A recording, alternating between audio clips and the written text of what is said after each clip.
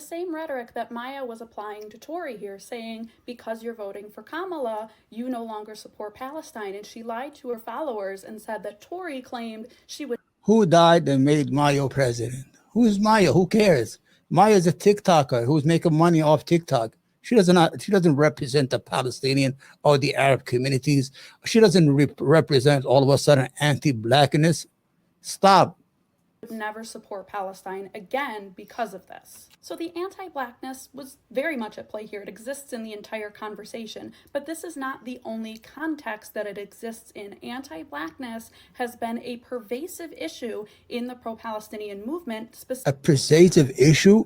These are talking points. Ladies and gentlemen, a week ago, we had race riots in England. The whole idea was done by the Zionists behind the scene. Now you see in England, they're not protesting for the Palestinian issue. Now they're just burning each other's homes. Now all of a sudden they want to create this divide between the brown and black community in the United States. We're all Team Harris. You understand?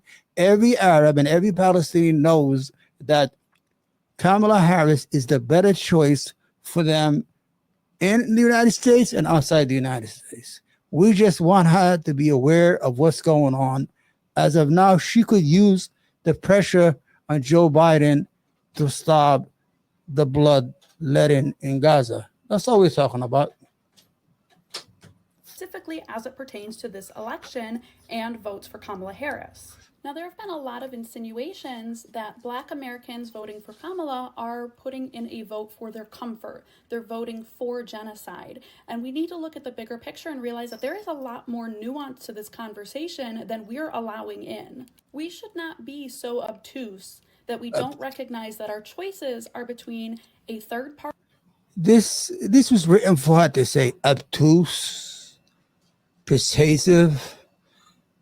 To the black community, to the black women in 2020 saved democracy, and they're going to save democracy again.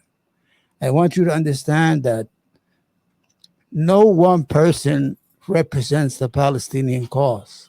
The Palestinians are dependent on the support of everybody, white, black, Hispanic, from all over the world.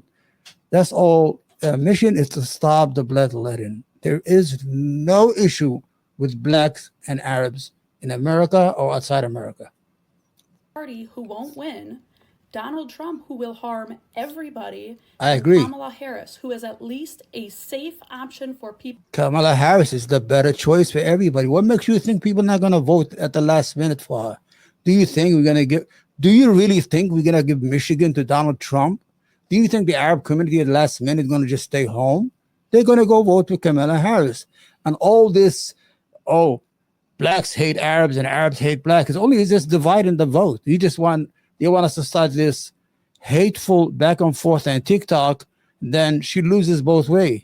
You understand? The Palestinians lose because we lose the support of the black community, which we need, and we beg them to continue to support the Palestinians. At the same time, you're going to get these Palestinians or Arab like, I'm not going to vote for Pamela because she's black. No, that is not happening, and it's not going to happen. Go ahead. Well, domestically, we shouldn't be policing the vote of Black Americans when this choice directly impacts their safety and their lives. Now, don't get me